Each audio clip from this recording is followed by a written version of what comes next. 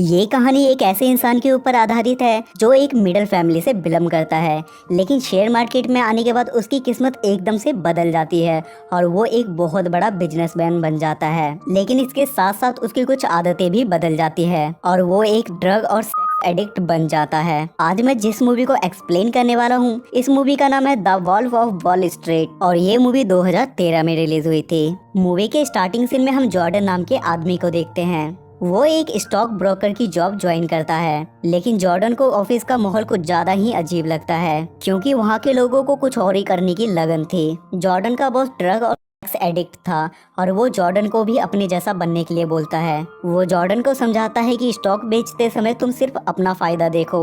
अगर तुम क्लाइंट के फायदे के बारे में सोचते हो तो तुम स्टॉक से पैसे नहीं कमा पाओगे। और दूसरी कंडीशन ये थी कि तुम्हें हमेशा स्ट्रेस फ्री रहना होगा, क्योंकि अगर तुम स्ट्रेस में रहे तो क्लाइंट को स्टॉक क्या बेचोगे। और तुम्हें खुद को रिलैक्स रखने के लिए हर वो चीज का सहारा लेना चाहिए जो तुम्हें रिलैक्स करती है, जैसे ड्रग और जॉर्डन को उसकी सारी बातें समझ आ जाती है कि उसका बॉस मार्क उसे क्या कहना चाहता है और उसके बाद जॉर्डन अपने काम पर लग जाता है। जॉर्डन की लाइफ में सब कुछ अच्छा चल रहा था, लेकिन एक दिन वॉल स्ट्रीट का सबसे बुरा दिन आता है और एक ही झटके में शेयर मार्केट क्रैश हो जाता है और जॉर्डन जिस कंपनी में काम कर रहा था वो कंपनी एक ही झटके में कंगाल हो जाती है, जिससे जॉर्डन भी बेरोजगार हो जाता है। कुछ दिन बीतने के बाद जॉर्डन की वाइफ उसे एक न्यूज़पेपर पे ऐड दिखाती है जिसमें लिखा था कि उस कंपनी को एक स्टॉक ब्रोकर की नीड है। उसकी कंपनी उसे वहां इंटरव्यू देने के लिए बोलती है और उसके बाद जॉर्डन वहां जॉब के लिए पहुंच जाता है। और वहां पहुंचने के बाद जॉर्डन को पता चलता है कि ये कंपनी पिछली कंपनी से बहुत छोटी है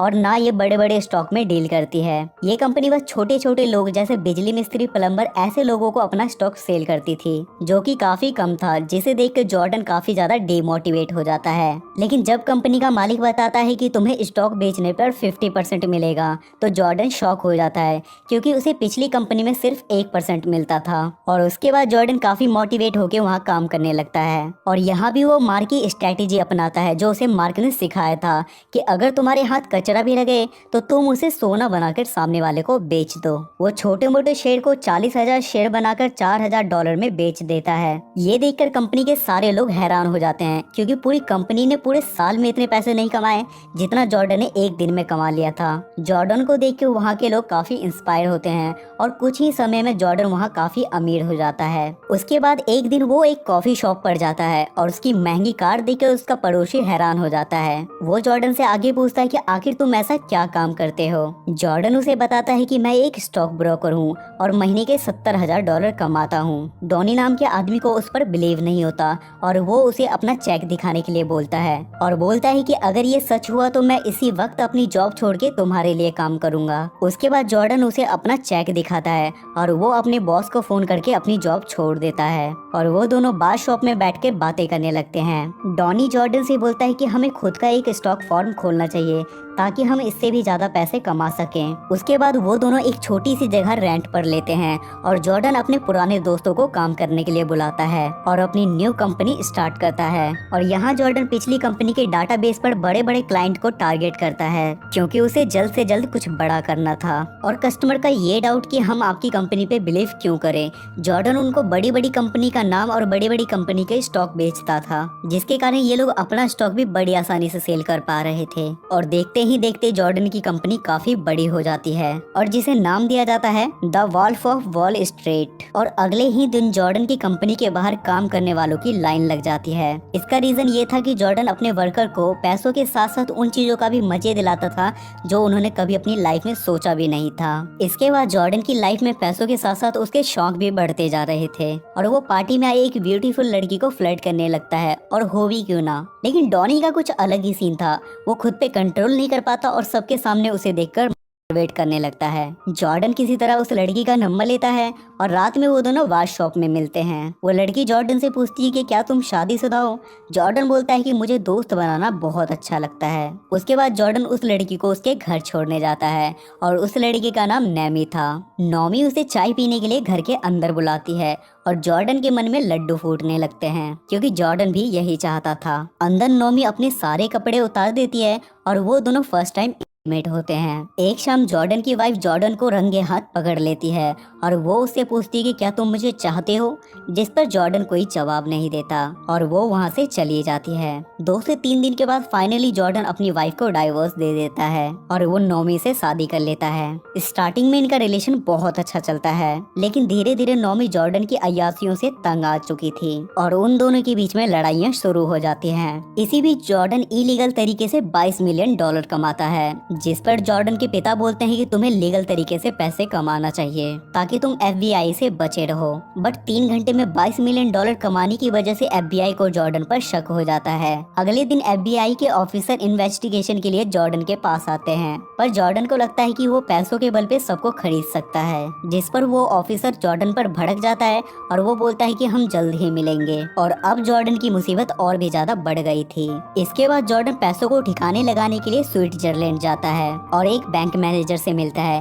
बैंक मैनेजर उससे बोलता है कि मैं पैसों को ठिकाने लगा दूंगा, लेकिन इसके लिए तुम्हें पैसे स्विट्जरलैंड लाना होगा और तुम्हें सारे पैसे किसी और के नाम पे जमा कराने होंगे। ये सुनकर जॉर्डन वहाँ से वापस आता है और वो नोमी की आंटी जो लंदन में रहती थी उनके नाम पे एक अकाउंट खुलवाता है और वो सारे पैसे अपने दोस्त ब्रेड की मदद से वहाँ पहुँचवाता है। लेकिन जॉर्डन की मुसीबत इतनी जल्दी उसका पीछा कहाँ छोड़ने वाली थी। डॉनी के सूटकेस में पैसे थे और वो ब्रेड से बहस करने लगता है। तभी वहाँ पुलिस आती है और डॉनी किसी तरीके से वहाँ से भाग जाता है, पर ब्रेड को वो सूटकेस के साथ ही पकड़ लेते हैं और ब्रेड का कनेक्शन जॉर्डन के साथ होने की वजह से FBI का शक और भी ज्यादा बढ़ जाता है। इधर डॉनी जॉर्डन को मस्का लगाता है और उसके लिए एक स्पेशल ड्रग लेके आता है और उसके बाद वो दोनों टीवी देखने लगते हैं। लेकिन अब FBI ऑफिसर जॉर्डन पर नजर रखने लगती है और यहाँ तक कि वो जॉर्डन के घर, ऑफिस और उसके पर्सनल फोन तक को ट्रैकिंग पर लगा देती है। अगले दिन जॉर्डन के पिता जॉर्डन को समझाते हैं कि तुम्हें अपनी कंपनी छोड़ देनी चाहिए क्योंकि FBI की नजर तुम्हारे ऊपर है और जॉर्डन अपने पिता की बात मान लेता है। जॉर्डन के इस डिसीजन से कंपनी के सारे लोग काफी ज्यादा दुखी हो जाते हैं। जॉर्डन अपनी कंपनी के लोगों के लिए एक मसीहा था और जॉर्डन सबको अपनी पास्ट मेमोरी के बारे में बताने लगता है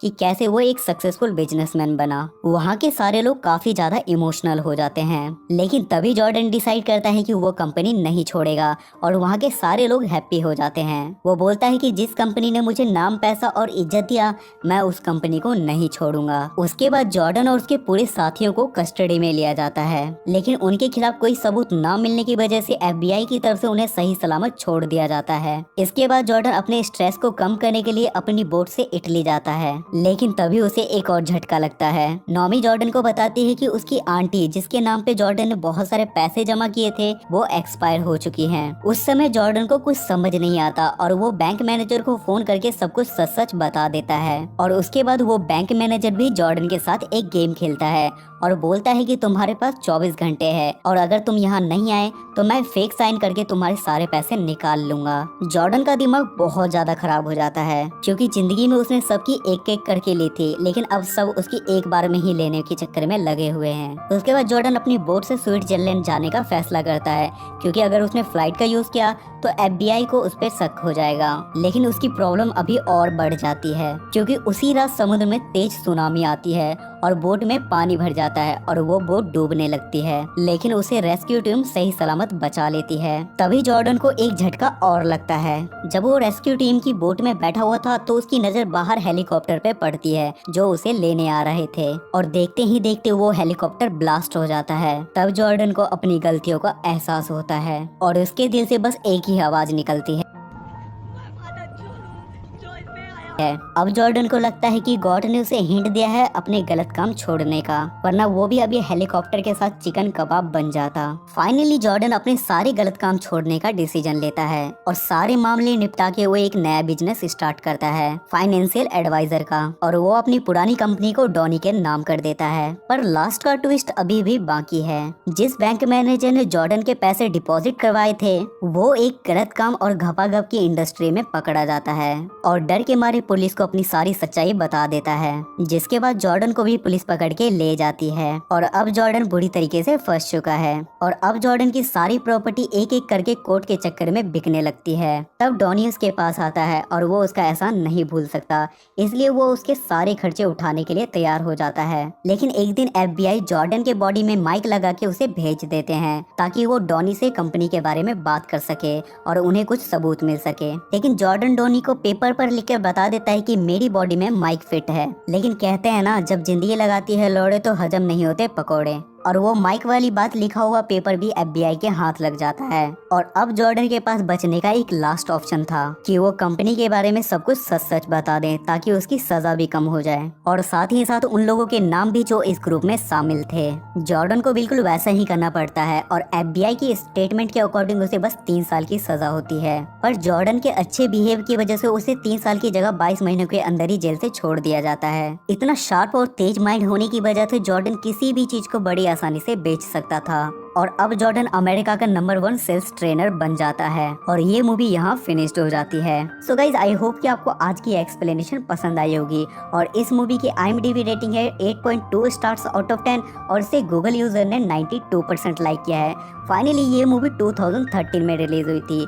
अगर आपको एक्सप्लेनेशन पसंद आती है तो मेक श्योर चैनल को सब्सक्राइब करके बेल नोटिफिकेशन जरूर ऑन करना ताकि हमें वीडियो बनाने की मोटिवेशन मिलती रहे। तब तक ले स्टे सेफ।